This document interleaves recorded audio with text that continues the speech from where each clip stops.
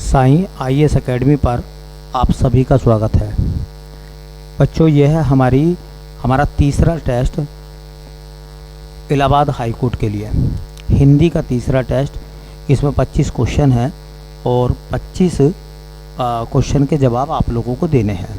ठीक है, अगर ये क्लास हमारी आप पढ़ते हैं तो कमेंट करके ये ज़रूर बताएं कि कितने आपके क्वेश्चन सही हुए हैं, ताकि जो हमारे पास मैसेज आते हैं और जो बच्चे क्लास देखते हैं उससे ये पता चल जा कि कितने परसेंट बच्चे जो हैं वो प्रयास कर रहे हैं और कितने उनके करेक्ट हो रहे हैं। इससे एक हिसाब ये लग सकता है आगे चल के कि सफल होने के लिए हिंदी में हमें और क्या क्या करना होगा। ठीक है, तो ये ज़रूर बताएं ताकि हमें पता चलता रहे कि आप लोग भी कैसा प्रदर्शन कर रहे हैं। ठीक है, तो कितने क्वेश्चन आपके हुए हैं। अगर क्वेश्चन 25 में से आपने 20 करे हैं, 22 करे हैं, 23 करे हैं, 25 के 25 करे हैं, तो भी उसका जवाब हमें दें।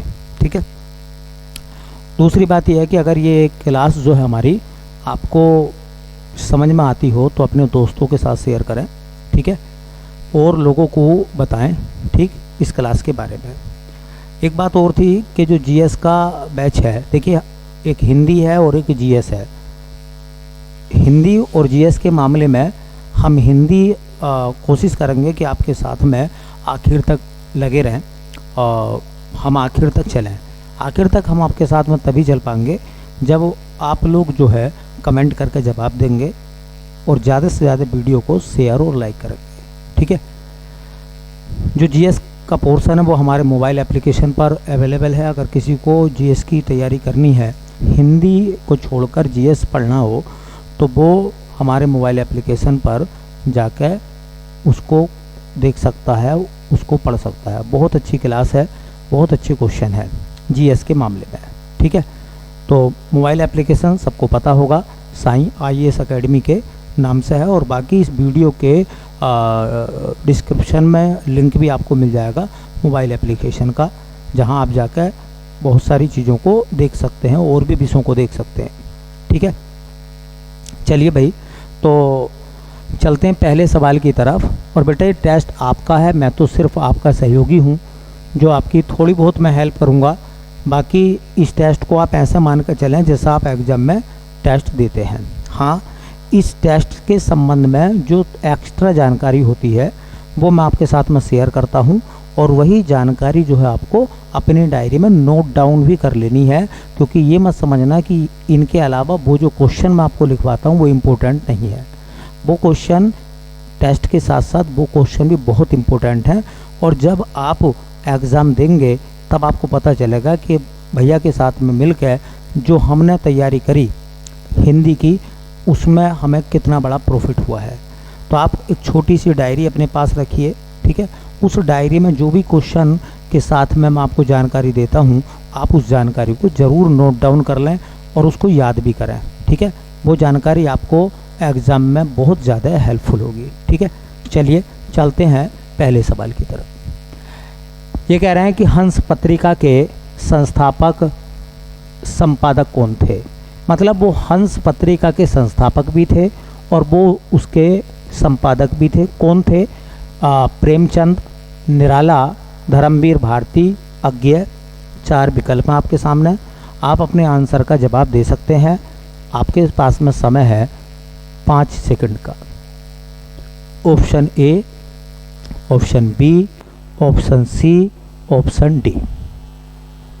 उम्मीद है कि आपने अपना आंसर लगा लिया होगा। तो बेटा इसका सही जवाब है मुंशी प्रेमचंद। पहला तो मैं आपको एक जानकारी दे दूं। जानकारी ये है कि ये जो प्रेमचंद है, हाँ ये प्रेमचंद लिखा जाता, प्रेमचंद्र नहीं होता। ये बर्तनी पूछी जाती है तो जो प्रेमचंद है तो वो भैया प्रेमचंद होता है, प्रेमचंद होता है। या तो आप ऐसे लिख दें, और अगर आप ऐसे नहीं लिख रहे हैं तो आधा न भी आप बना सकते हैं, आप प्रेमचंद ऐसे भी लिख सकते हैं। लेकिन अगर आपने इस तरह से लिख रखा है प्रेमचंद्र, तो फिर ये आपकी एरर है और ये अशुद्ध वर्तनी है। तो प्रेमचंद्र नहीं होता, प्रेमचंद होता है। ठीक है, तो एक आपको मैंने वर्तनी भी बता दी है, तैयार रहें। अक्सर बच्चे इस सवाल का जवाब ऐसा लिख देते हैं वर्तनी के मामले में। ठीक है। अब सवाल निकल कर आता है हंस पत्रिका का। तो मैं आपको बता दूं जानकारी देने के लिए कि जो हंस पत्रिका थी, जो हंस पत्रिका थी बेटा, उस हंस पत्रिका का की शुरुआत हुई थी 1930 में। कब हुई थी? 1930 में। और ये हंस पत्रिका कहाँ से निकली थी? तो बनारस से। ये भी याद रखें, हंस पत्रिका को कब शुरू किया गया था? तो 1930 में। कहाँ से शुरू हुई थी बेटा? तो बनारस से, ठीक है। और जो हंस पत्रिका थी बेटा, इस हंस पत्रिका के संस्थापक कौन थे? संस्थापक जिन्होंने इसको शुरू करा था, और प्लस बेटा इसके संपादक, संपादक कौन थे? तो इसके पहले संपादक का नाम क्या है? तो हंस पत्रिका के पहले संपादक और संस्थापक दोनों ही कौन थे भैया? तो मुंशी प्रेमचंद। मुंशी प्रेमचंद जो थे वो इसके संपादक थे, ठीक है। तो मुंशी प्रेमचंद जो थे वो संपादक थे पहले, तो मुंशी प्रेमचंद, ठीक है।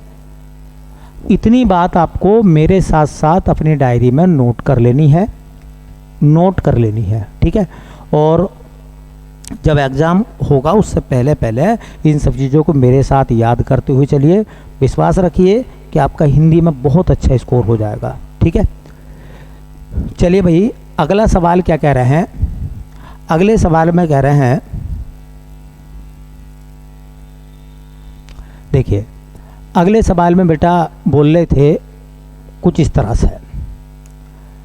सवाल यह है कि निम्न में से शुद्ध वर्तनी वाला शब्द आपको बताना है। पहले में उज्ज्वल, वैमनस्यता, कवियत्री और प्रामाणिक, इन 4 विकल्पों में से एक विकल्प जो है वो सही है। आपके पास हैं 5 सेकंड और वो शुरू होते हैं अब। Option A, option B, option C, option D. आपने आंसर अपना लगा लिया होगा। तो मैं आपको बता दूं कि ये जो है उज्ज्वल, ये ठीक लिखा हुआ है।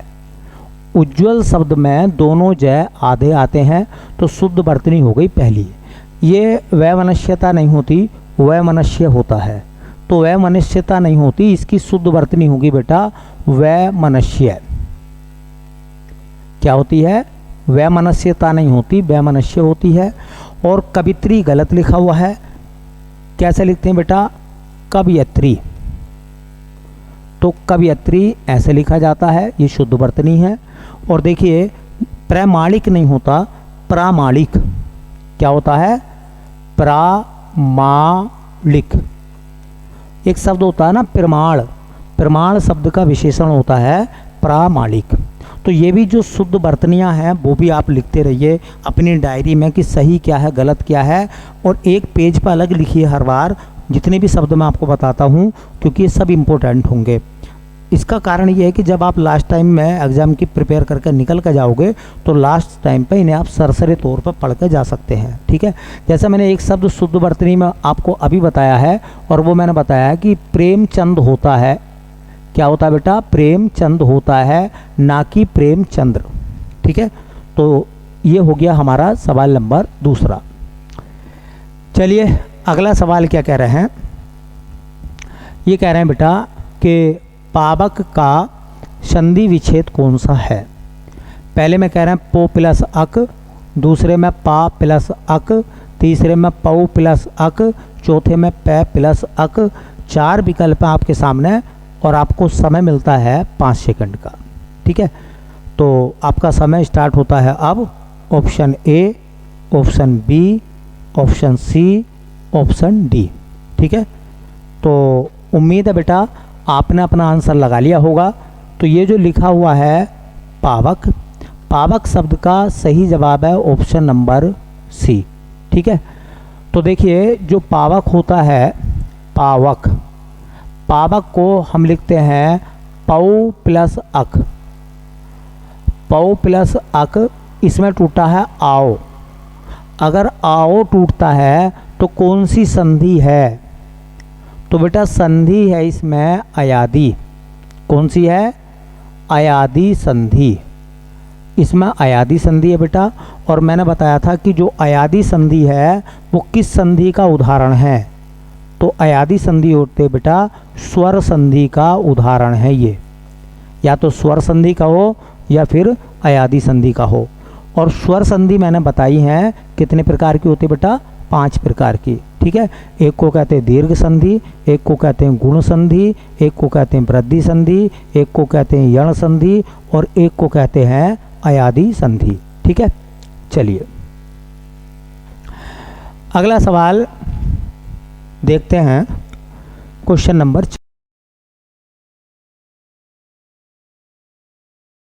स्टार्ट। चलो बेटा, चौथा सवाल है, ये कह रहे हैं कि तद्भव शब्द कौन सा है। पहले में कह रहे हैं अमरूद, दूसरे में कह रहे हैं आमदनी, तीसरे में कह रहे हैं ऑफिस, चौथे में कह रहे हैं काम। ठीक है, तो ये 4 शब्द हैं और आपको समय मिलता है 5 सेकंड का। अपना ऑप्शन आप लगाइए, option number A, option number B, option number C, option number D. उम्मीद है बेटा आपने अपना आंसर लगा लिया होगा। तो इसका सही जवाब है अमरूद। ठीक है, तो मैं आपको बताता हूँ तद्भव और बताता हूँ मैं आपको उनके तत्सम। तो ये जो शब्द आपके सामने लिखा हुआ है अमरूद, अमरूद शब्द का तत्सम आता है अमृत। ठीक है, एक शब्द होता है केला, केला शब्द का होता है कदली। एक शब्द होता है नारियल, नारियल का होता है बेटा नारिकेल। एक शब्द होता है बेटा खजूर और खजूर का होता है खरजूर। ठीक है, खजूर का क्या होता है, खजूर। एक शब्द होता है बेटा आम और आम का तत्सम होता है आम्र। ठीक है, तो ये मैंने आपको 5 इम्पोर्टेंट तत्सम और तद्भव बता दिए और सब ये फलों के नाम हैं, उनसे संबंधित है। ठीक है, इस चीज़ को अपने डायरी में जगह दीजिए, नोट करिए, याद करिए, इससे आपको काफ़ी हेल्प मिलेगी। चलिए, टेस्ट के साथ साथ आपकी जानकारी भी बढ़ रही होगी। ये कह रहे हैं कि कौन सा शब्द सकर्मक क्रिया है। अब इन शब्दों को देख रहे हैं तो संज्ञा, क्रिया, सर्वनाम, विशेषण, कह रहे हैं कौन सा शब्द सकर्मक क्रिया है। तो इन शब्दों में कौन सा सकर्मक में आएगा। ठीक है, सकर्मक क्या होता है, 4 विकल्प हैं, अपना आंसर लगाइए, option A, option B, option C और ऑप्शन डी। ठीक है, उम्मीद है कि आपने आंसर लगा लिया होगा। भैया जो क्रिया है वो 2 प्रकार की होती है कर्म के आधार पर, एक सकर्मक और एक अकर्मक। तो इस हिसाब से इसका आंसर क्रिया होना चाहिए। ठीक है, इस हिसाब से इसका आंसर क्रिया होना चाहिए, क्योंकि सकर्मक और अकर्मक क्रिया ही होती है। ठीक, चलिए भाई अगला सवाल क्या कह रहे हैं, क्वेश्चन नंबर 6। ये कह रहे हैं कि सदा एक वचन में प्रयुक्त, सदा एक वचन में प्रयुक्त होने वाला शब्द है। 4 विकल्प हैं, कह रहे हैं पहले में पौधा, दूसरे में पुस्तक, तीसरे में सहायता, चौथे में लड़का। ठीक है, तो वो शब्द बताइए इन 4 में से जो केवल एक वचन में प्रयोग होता है। 4 विकल्प आपके सामने, 5 सेकंड का समय है और आपका समय होता है startup. Option A, option B, option C, option D. तो मैं आपको बता दूं, हमेशा एक वचन में प्रयोग होने वाला शब्द है बेटा कौन सा, सहायता। इसका बहुवचन बनेगा ही नहीं। ठीक है, इसका बहुवचन नहीं होगा, ये हमेशा एक वचन में आता है। अगर हमेशा आता है, सदा एक वचन में आता, तो इसका मतलब बहुवचन है ही नहीं फिर उसका। इसका बहुवचन बन जाएगा भाई, पौधा शब्द है उसका बहुवचन क्या हो जाएगा, बोलो पौधे। ठीक है, अच्छा पुस्तक शब्द का बहुवचन हो जाएगा पुस्तकें। देखो इनके बहुवचन बनना है बेटा। लड़का शब्द का बहुवचन हो जाएगा लड़के। ठीक, लेकिन इसका बहुवचन बनेगा ही नहीं। क्यों नहीं बनेगा, क्योंकि ये हमेशा एक वचन में ही प्रयोग किया जाता है। ठीक, उम्मीद है ये चीज़ आपको समझ में आ रही होगी। देखिए इसके बाद में कह रहे हैं कि कामदेव का पर्यायवाची शब्द कौन सा है। 4 विकल्प आपके सामने, 4 विकल्प आपके सामने लिखे हुए हैं। सरोज, उरोज, मनोज, पाथोज, 4 विकल्प हैं आपके सामने और आपको बताना है कि इनमें से इनमें से कामदेव का पर्यायवाची कौन सा है। 4 विकल्प हैं, सोच समझ के जवाब लगाइए। ऑप्शन ए सरोज, ऑप्शन बी उरोज, ऑप्शन सी मनोज, ऑप्शन डी पाथोज। 4 विकल्प हैं, इसमें कामदेव का पर्यायवाची कौन सा है। आपका समय शुरू होता है 5 सेकंड अब। Option A, option B, option C, option D. ठीक है, तो कामदेव का सही पर्यायवाची है बेटा ऑप्शन नंबर सी। ये जो सरोज लिखा हुआ है ये पर्यायवाची है बेटा कमल का, याद कर लेना। उरोज जो है ये पर्यायवाची होता है स्तन का। मनोज पर्यायवाची होता है बेटा कामदेव का। कामदेव को अनंग भी कहते हैं। ठीक है, पाथोज शब्द भी पर्यायवाची होता है बेटा कमल का। तो मैंने बाकी जानकारी बता दी है और कि कौन किसका पर्यायवाची है। ठीक है, अपनी डायरी में ऐसे शब्दों को जगह दें। ठीक, चलिए चलते बेटा अगले क्वेश्चन की तरफ। और अगला क्वेश्चन कुछ इस तरह से है कि करुण शब्द का विलोम शब्द है। करुण शब्द का विलोम शब्द है। 4 विकल्प हैं, निष्ठुर, निठुर, निर्दय, कठोर।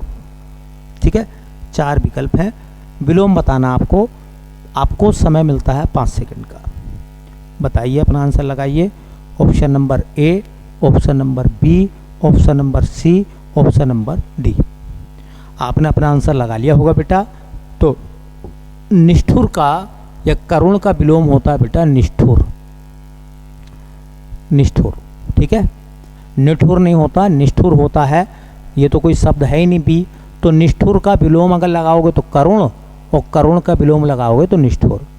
निर्दय, निर्मान्य नहीं है, दया का मतलब दया, जिसमें दया नहीं है, तो निर्दय का विलोम होता है बेटा सदय। अच्छा, कठोर, कठोर का मतलब हार्ड है कोई चीज़, तो उसका कोमल भी लगा सकते हैं। कठोर का विलोम आप कोमल या मुलायम भी लगा सकते हैं। अब आप कह रहे होगे कि भैया निठुर का क्या होगा। भाई निठुर कोई शब्द ही नहीं है, तो उसका विलोम क्या बताऊंगा आपको। ठीक है, चलिए अगला क्वेश्चन देखते हैं। और क्वेश्चन नंबर है हमारे पास में 9। कह रहे हैं जरठ और जठर शब्द युग्म का सही अर्थ है।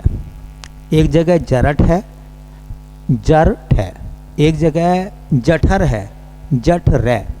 ठीक है, तो कह रहे हैं पेट बूढ़ा, पैर गर्मी, युवा पैर, बूढ़ा पेट। 4 विकल्प हैं, सोच लीजिए आप अपना जवाब और लगाइए। आपको मिलते हैं 5 second. Option A, option B, option C, option D. ठीक है, तो बेटा इसका सही जवाब है ऑप्शन नंबर डी। ये समोच्चारित भिन्नार्थक शब्द हैं, मैं आपको बता दूं। और इसमें जो शब्द लिखा हुआ है जर, जरठ का मतलब होता है बूढ़ा। जरमाने भी बूढ़ा होता है, तो जरठ का मतलब हो गया बूढ़ा बेटा। और ये लिखा हुआ है जठर, आपने जठरा अग्नि सुनी होगी, तो जठर का मतलब होता है पेट या अमाशय, तो जठरा अग्नि है ना, उसे बोलते हैं। ठीक, चलिए कह रहे हैं क्वेश्चन नंबर 10 में, और आपके सामने 4 विकल्प ये हैं। कह रहे हैं कि वलय शब्द का अर्थ चिन्हित कीजिए। वृक्ष की छाल है, गोलाकार घेरा है, मृग छाल है या आवरण है। 4 विकल्प हैं, ऑप्शन आप अपने हिसाब से लगाइए अपना करेक्ट आंसर। जो भी आपको सही नज़र आता है आप अपना आंसर लगाइए। Option A, option B, option C, option D. ठीक है, तो इसका सही जवाब है बेटा गोलाकार घेरा। क्या कहलाता है? वलय। गोलाकार घेरा को वलय कहते हैं। क्या कहते हैं? वलय। ठीक है, अब तुम कहोगे कि आवरण भी तो हो सकता है। देखिए आवरण, अब मान लो आप लिहाफ ओढ़ते हैं तो वो एक आवरण है, वो क्या गोलाकार है? तो अगर गोलाकार कोई घेरा है उसी को हम क्या बोलेंगे? वलय बोलेंगे। ठीक है, हर आवरण वलय नहीं होता। ठीक, जिसमें वलय होते हैं कर्व के रूप में होगा वही वलय कहलाएगा। तो ये डाउट थोड़ा सा अपने अंदर से हटाइए कि इसका आंसर आवरण भी हो सकता है। ठीक है, चलिए बेटा अगले क्वेश्चन की तरफ चल रहे हैं। क्वेश्चन नंबर 11 में हमसे कहा गया है, देखिए बेटा, कि धाम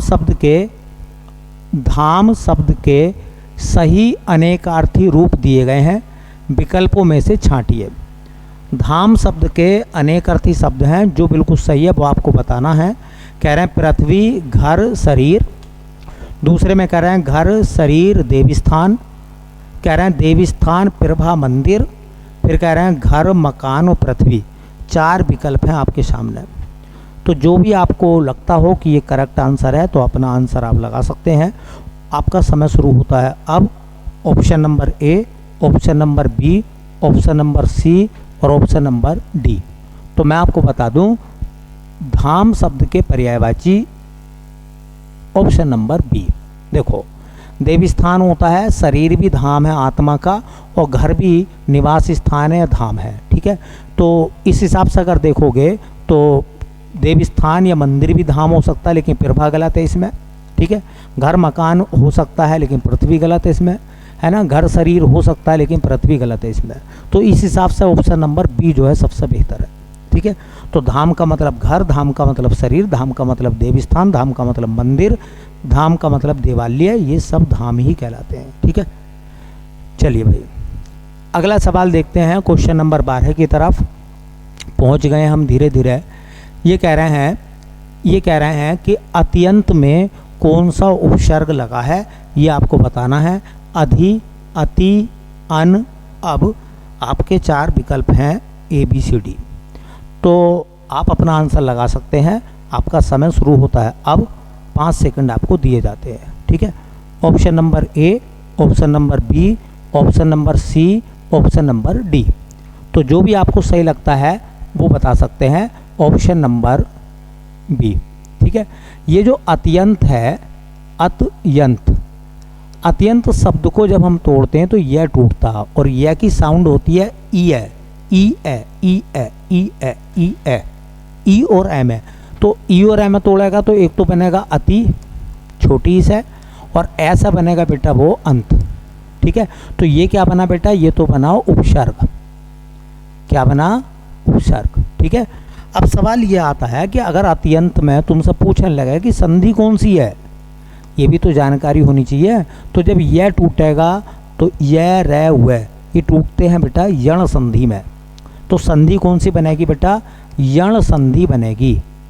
क्या बनेगी बेटा, यण संधि। और मैंने बताया यण संधि किसका उदाहरण है, तो यण संधि उदाहरण है बेटा स्वर संधि का। तो ये एक स्वर संधि का उदाहरण भी हो सकता है अत्यंत। उपसर्ग क्या बना बेटा, तो उपसर्ग बना अति। ठीक है, चलिए चलते हैं बेटा नेक्स्ट क्लास में, और नेक्स्ट क्वेश्चन पर। ठीक है, ये कह रहे हैं कि द्वंद्व समास होता है। ये कह रहे हैं द्वंद्व समास होता है जिसका पूर्व पद प्रधान हो, जिसके सभी पद प्रधान हो, जिसका दूसरा पद प्रधान हो, उपर्युक्त में से कोई नहीं। आपके पास में 4 विकल्प हैं, option A, option B, option C, option number D. तो जो भी आपको सही नज़र आता हो वो आप अपना आंसर लगा सकते हैं ए बी सी डी के रूप में। ठीक है, जो भी आपको सही नज़र आता हो।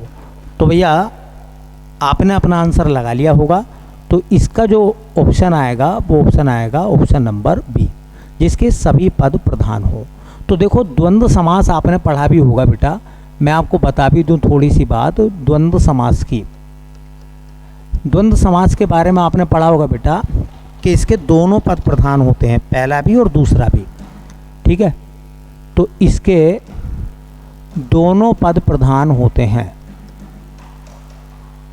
इसके दोनों पद प्रधान होते हैं, पहला पद भी और दूसरा पद भी। प्रथम पद और द्वितीय पद किसके प्रधान होंगे,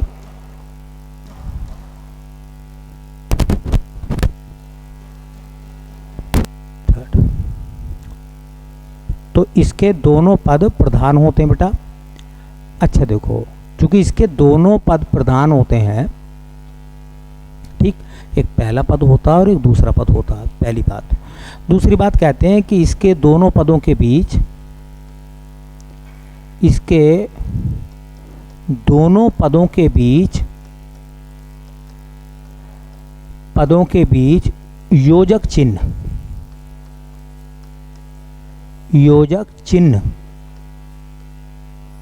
होता है। अब ये देखो, कंपलसरी नहीं है कि योजक चिन्ह होगा, हो भी सकता है और नहीं भी हो सकता, ठीक है। बताएंगे कुछ केस ऐसे। समास का विग्रह करने पर,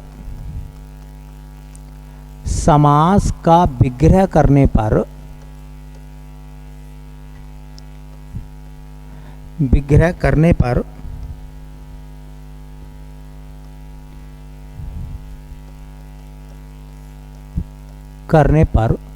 दोनों पदों के बीच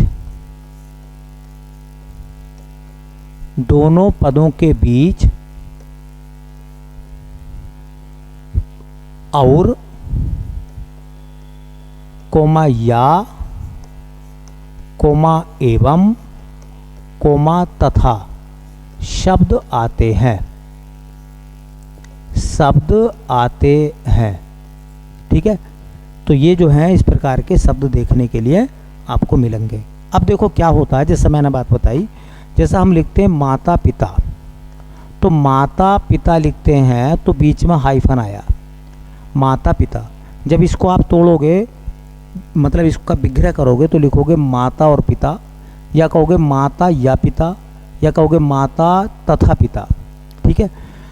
तो ऐसे सवाल देखने के लिए मिलेंगे। हाँ, दूसरी बात मैं ये बता रहा था कि कभी कभी क्या होता है कि योजक चिन्ह डैश नहीं भी आता, हाइफन नहीं भी आता है, ठीक है।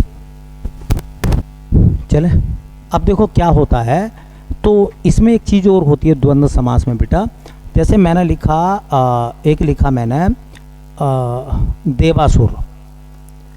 अब जो देवासुर मैंने लिखा, तो इसमें देखो शब्द भी विलोम है, क्योंकि इसकी एक पहचान और होती है कि इसमें ज़्यादातर विलोम शब्द आते हैं, ठीक है। अब देवासुर में हाइफन आया ही नहीं।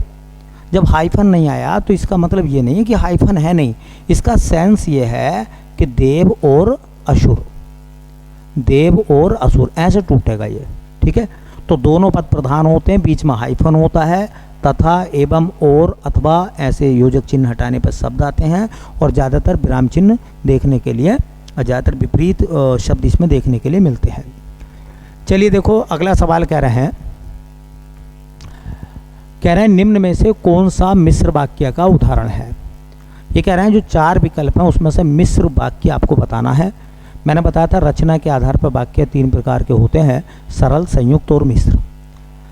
कह रहे हैं जुबा बहुत सुंदर है, बी में लिखा हुआ है ज्ञानंदा इंदौर जाती है, सी में लिखा हुआ यदि पढ़ाई करोगे तो पास हो जाओगे, डी में लिखा हुआ है सूर्य उदय हुआ और चिड़िया चहकने लगी, ठीक है।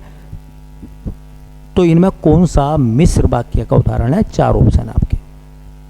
आपका समय शुरू होता अब, अपना आंसर लगाइए। Option A, option B, option C और बेटा ऑप्शन डी। तो आपने अपना आंसर लगा लिया होगा। इसका सही आंसर है मिश्र वाक्य के केस में ऑप्शन नंबर सी। मैं आपको सिर्फ इतनी बात बता देता हूँ आप आज। देखिए, मिश्र वाक्य की पहचान क्या करनी है। मैं आज आपको मिश्र वाक्य की पहचान बताता हूँ जो आपको याद रखनी है पेपर के लिए। मैं आपको मिश्र वाक्य नहीं पढ़ा रहा, मैं आपको मिश्र वाक्य की पहचान बता दूँ ताकि आपसे गलती ना हो। यदि वाक्य में ऐसा हो, ठीक है, यदि और दूसरा वाक्य जुड़ा हुआ हो तो से, तो समझ लो मिश्र वाक्य होगा। दूसरे में अगर डॉट डॉट दूसरा वाक्य जुड़ा हुआ होगा मगर से, ठीक है। तीसरे में होगा जैसा और दूसरा वाक्य जुड़ा हुआ होगा वैसा, ठीक है। ऐसे ही लिखा हुआ होगा यद्यपि, यद्यपि, यद्यपि और दूसरा वाक्य जुड़ा हुआ होगा तथापि, तथापि। या फिर वाक्य के बीच में योजक चिन्ह आ रहा होगा कि, या फिर वाक्य के बीच में आ रहा होगा क्योंकि। अगर ये चिन्ह इस तरीके के आपको देखने के लिए मिल जाते हैं तो समझ लो वो वाक्य मिश्र होगा। वो कैसा होगा? मिश्र वाक्य। तो आज मैंने आपको मिश्र वाक्य की पहचान बता दी है। गांठ बांध लो इस बात को, जितने प्रैक्टिस पेपर होंगे सब सही होंगे और एग्जाम वाला क्वेश्चन भी सही होने वाला है। एक दिन मैं आपको संयुक्त बता दूंगा और एक दिन आपको सरल बता दूंगा। तो ऑप्शन नंबर फिलहाल याद रखिए कौन सा, ये लिखा हुआ ना यदि, और दूसरा वाक्य जुड़ा हुआ है तो थे। तो यदि और तो, इसका मतलब ये वाक्य कौन सा हो गया? मिश्र। ये इसमें और आया कंजक्शन, ये है संयुक्त। ठीक है, ज्ञानदय इंदौर जाती है, जो भी बहुत सुंदर है, दोनों सरल वाक्य है। बताएंगे कैसे हैं बाद में। ठीक है, चलिए अगले क्वेश्चन की तरफ चलते हैं और कह रहे हैं इनमें से शुद्ध वाक्य है। शुद्ध वाक्य कौन सा है? इनमें से 4 विकल्प हैं। कह रहे हैं सीता खाना खाती है, बी में लिखा हुआ सीता खाना खाता है, डी में लिखा हुआ सीता खाना खाते हैं, डी में लिखा हुआ सीता खाना खा रहा है। बताना शुद्ध कौन सा है। ऑप्शन 4 हैं, आपका समय है 5 सेकंड, वो मिलता है आपको अब। पहला option A, B, C, D. तो भैया आपने अपना आंसर जवाब बता दिया होगा, ये लिख लिया होगा। आसान सा सवाल था, सीता खाना खाती है, ऑप्शन नंबर ए। अगला सवाल यह है आपके लिए कि जंगल में लगने वाली आग को क्या कहते हैं? वनाग्नि, दावानल, जठराग्नि, बड़वा नल। 4 विकल्प हैं आपके सामने। तो जंगल में लगने वाली आग को क्या कहते हैं? ठीक है, 4 ऑप्शन है, ए, बी, सी, डी। आपका समय 5 सेकंड का, अपना आंसर लगाइए। Option A, option B, option C, option D. तो जंगल में लगने वाली आग को कहते हैं बेटा। अब तुम कहोगे कि भैया वनाग्नि क्यों नहीं लगाया? अरे वो वन में लगने वाली आग है, ये जंगल में लगने वाली आग है। मतलब क्या है? हाँ, वनाग्नि वन में लगने वाली आग और जंगल में है ना दावानल। ठीक है, दावानल। तो आपको क्या याद रखना, देखो मैं बताऊं, आपको याद रखना है दावानल। या तो दावानल होगा या फिर होगा दावाग्नि। ये अच्छे बनवर्ड हैं, दावाग्नि। दावाग्नि कहते हैं जंगल में लगने वाली आग। जंगल में लगने वाली आग, जंगल में लगने वाली आग। ठीक, एक होता है जठरा नल। क्या होता है बेटा? जठरा नल, या इसे कहते हैं जठरा अग्नि। ठीक है, इसका मतलब होता है बेटा, जठरा अग्नि का मतलब होता है, जठरा भी बताया ना, पेट को कहते हैं। ठीक है, तो पेट की आग, पेट की आग को क्या कहते हैं बेटा? ऐसी देखो, एक होता है वडवा नल, या इसी को कहते हैं वडवा अग्नि। और बेटा इसको कहते हैं हम, इसे कहते हैं समुद्र की आग। समुद्र की आग, समुद्र में लगने वाली आग। ठीक है, तो ये 4 विकल्प थे आपके, सही जवाब आपके लिए बता दिया था। वन में लगने वाली आग को वनाग्नि कह सकते हैं। ठीक है, चलिए ये कह रहे हैं भाववाच्य का प्रयोग नहीं हुआ है। 4 विकल्प हैं, कौन से वाक्य में भाववाच्य का प्रयोग नहीं हुआ है? ऑप्शन ए, मुझसे बैठा नहीं जाता। ऑप्शन बी, राम से खाया नहीं जाता। सी, मुझसे यह बोझ उठाया न जाएगा। ऑप्शन डी, धूप में चला नहीं जाता। 4 विकल्प हैं, ए, बी, सी, डी। आप अपना आंसर लगा सकते हैं। Option A, option B, option C, option D. ठीक है, उम्मीद है आपने अपना आंसर लगा लिया होगा बेटा। तो मैं बता दूं, इसका जो है जिसमें भाववाच्य नहीं है वो है ऑप्शन नंबर सी। देखो भाववाच्य के लिए कल मैंने बताया था कि भाववाच्य में जो क्रिया है, क्रिया जो होगी वो हमेशा एक वचन होगी, हमेशा एक वचन। और क्रिया जो होगी हमेशा एक वचन के साथ साथ में हमेशा पुल्लिंग होगी, हमेशा पुल्लिंग होगी। और ये भी मैंने आपको पहचान बता दी थी बेटा, आपको ध्यान होगा शायद कि साधारणतः वाक्य में निगेटिव वर्ड भी आ सकते हैं या आते हैं। और दूसरी बात मैंने बता दी थी कि क्रिया ना तो कर्ता पर निर्भर करेगी न कर्म पर निर्भर करेगी, और वो हमेशा एक वचन और पुल्लिंग अगर होती है तो भाववाच्य है ना। जैसे यहाँ देखो, नहीं जाता, जाती नहीं है, जाता है, एक वचन पुल्लिंग। खाया नहीं जाता, जाता है, जाती नहीं है, एक वचन पुल्लिंग। ऐसे ही चला नहीं जाता, जाता एक वचन है और पुल्लिंग है। चलिए क्वेश्चन नंबर देखते हैं 18 आज का, और चलते हैं बेटा अपने सवाल की तरफ। विधि का यही डॉट डॉट है जो कि जो जन्मा है, जो जन्मा है उसकी मृत्यु अवश्य होगी। रिक्त स्थान की पूर्ति कीजिए। 4 विकल्प हैं, इसमें क्या आना चाहिए? अनुदेश, प्रावधान, विधान, अध्यादेश। अपना आंसर आप लगाइए 5 सेकंड में। Option A, option B, option C, option D. तो क्या होता, विधि का क्या होता है? विधान। तो इसमें क्या भरा जाएगा बेटा? विधि का विधान। विधि का यही विधान है कि जो जन्मा है उसकी मृत्यु अवश्य होगी। ठीक है, चलते हैं बेटा अगले क्वेश्चन की तरफ, और हमारा क्वेश्चन आता है 19। 19 में क्वेश्चन में क्या कह रहे हैं उसको पढ़ते हैं। आँखों में धूल झोंकना मुहावरे का अर्थ है। कह रहे हैं धोखा खाना, धोखा देना, होली खेलना, आँखों में धूल डालना। आपके सामने 4 विकल्प हैं, आपका समय शुरू होता है अब। Option A, option B, option C, option D. तो भैया आँखों में धूल झोंकने का अर्थ होता है धोखा देना। धोखा खाना नहीं होता बल्कि धोखा देना। ठीक है, आँखों में धूल झोंकना सबको पता होगा, इसलिए मैं इस पर ज़्यादा चर्चा भी नहीं करूँगा। ठीक है, अगला सवाल है, कह रहे हैं रस सूत्र के जनक माने जाते हैं।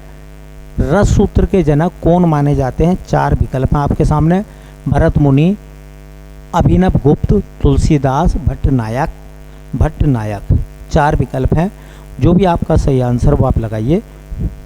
Option A, option B, option C, option D. ठीक है, 4 विकल्प हैं। उम्मीद है बेटा आपने अपना आंसर लगा लिया होगा। तो वो है भरत मुनि। देखो भरत मुनि की एक पुस्तक थी, ये जरूर जानकारी नोट कर लें डायरी में। उसका नाम था नाट्य शास्त्र। नाट्य शास्त्र किसकी किताब थी? भरत मुनि की। और इसी नाट्य शास्त्र में भरत मुनि रस सूत्र बताते हैं। क्या आप कहते हैं वो? रस सूत्र। तो रस सूत्र जो है किसके जनक हो गए? रस सूत्र के जनक कौन हो गए? भरत मुनि। भरत मुनि की किताब नाट्य शास्त्र में रस सूत्र का उल्लेख है। ठीक है, चलिए अगले सवाल की तरफ चलते हैं, और वो क्वेश्चन नंबर है हमारा, देखिए 21। कह रहे हैं छप्य किस प्रकार का छंद है? छप्य किस प्रकार का छंद है? कह रहे हैं सम, विषम, अर्ध सम, या इनमें से कोई नहीं। या इनमें से कोई नहीं। 4 विकल्प हैं, पहला आप अपना आंसर लगाइए। Option A, option B, option C, option D. 4 विकल्प हैं। ठीक है, उम्मीद है आपने अपना आंसर लगा लिया होगा। छप्य कैसा छंद है? विषम। तो मैं आपको बता दूं, मैंने कल भी एक सवाल बताया था कि जो मात्रिक छंद है वो 3 प्रकार के होते हैं, मात्रिक सम, मात्रिक विषम और मात्रिक अर्धसम। ये विषम मात्रिक छंद है। ये एक छंद होते हैं मात्रिक विषम छंद, या तो कह दो मात्रिक विषम छंद। मात्रिक विषम छंद, ये थोड़ी सी जानकारी डायरी में नोट कर लेना, क्योंकि यहाँ सब सवाल खूब आ रहे हैं बेटा। मात्रिक विषम छंद वे होते हैं, देखिए, कि जिनके इसके सभी चरणों में अलग अलग मात्राएं होती हैं। अलग अलग मात्राएं होती हैं। विषम मात्रिक छंद वो होते हैं जिनके सभी चरणों में अलग अलग मात्राएं होती हैं। ठीक है, इसके कौन से उदाहरण हैं विषम मात्रिक छंद के? तो बेटा इसके 2 उदाहरण हैं। एक को कहते हैं हम कुंडलिया। क्या कहते हैं बेटा? कुंडलिया। कोई तुमसे पूछेगा बेटा कि कुंडलिया कैसा छंद है, तो क्या बताओगे उसे? वो पूछेगा अगले पेपर में कि कुंडलिया कैसा छंद है, तो क्या बताओगे भैया? तो कहोगे यह विषम मात्रिक छंद है, यह विषम मात्रिक छंद है। और विषम मात्रिक छंद का मतलब होता है चारों चरणों में अलग अलग मात्राएं होंगी, ठीक है, बल्कि इनमें तो 6 होते हैं। कुंडलिया में कितने चरण होते हैं बेटा? तो इसमें क्या होता है, इसमें 6 चरण होते हैं। कितने होते हैं? इसमें 6 चरण होते हैं। कुंडलिया में कितने चरण होते हैं बेटा? 6 चरण होते हैं। और तो और सुनिए, जो कुंडलिया होता है इसकी खास पहचान है, इसकी शुरुआत जिस शब्द से होती है आखिर भी उसी शब्द से होता है। ये क्वेश्चन में आता है, इसलिए आप इसे इम्पोर्टेंट मान के चलें, बाद में काम आएगा, ठीक है। देखो, इस छंद की शुरुआत जिस शब्द से होती है, जिस शब्द से होती है, अंत भी उसी शब्द से होता है। जिस शब्द से शुरुआत होगी अंत भी उसी शब्द से होता है। बहुत इंपॉर्टेंट बात मैं बताता हूं आपको, ध्यान रखना, शॉर्टकट में बता रहा हूं। और एक याद रखना, छंद के 5वें चरण में कवि का नाम आता है। ये बात भी इंपॉर्टेंट याद कर लेना। छंद के 5वें चरण में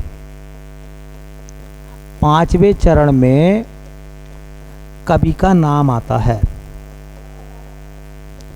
कवि का नाम आता है 5वें चरण में। और एक मजे की बात और सबसे इम्पोर्टेंट बात, वो इम्पोर्टेंट बात यह है कि जो कुंडलिया है ना बेटा, जो कुंडलिया है, ठीक है, ये कुंडलिया छंद जो है वो 2 छंदों से मिलकर बनता है, और वो होता है दोहा प्लस सोरठा, कुंडलिया बनता है दोहा प्लस रोला से। इसका निर्माण होता 2 छंदों से, दोहा प्लस रोला। अब तुम कहोगे कि भैया सवाल छप्पिये का था, आप हमें कुंडलिया पढ़ाने लगे। इम्पोर्टेंट था पहली बात, इसलिए मैंने आपको पढ़ाया है।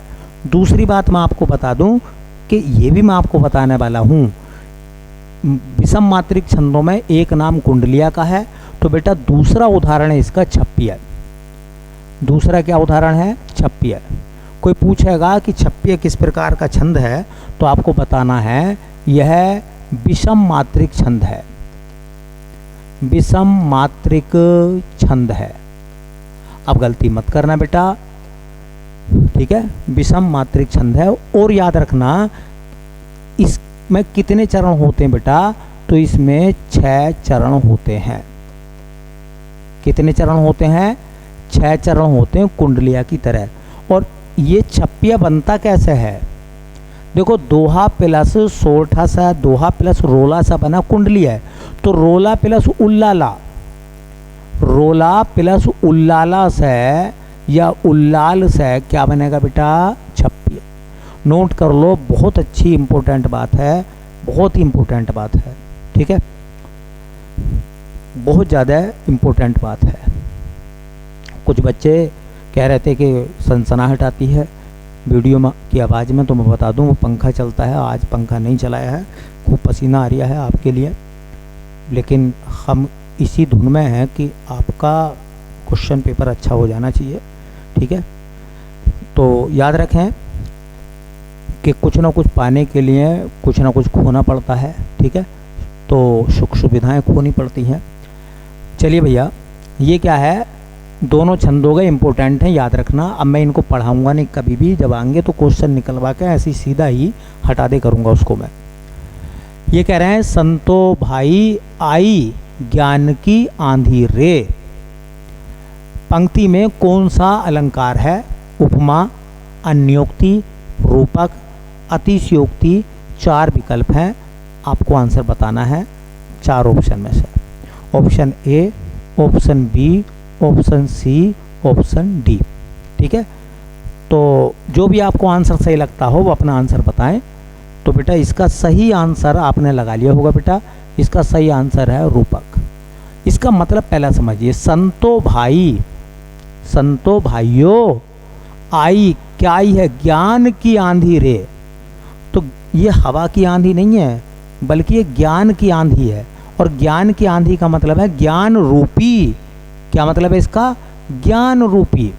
इसका मतलब है ज्ञान के रूप में, ज्ञान रूपी क्या है, आंधी है।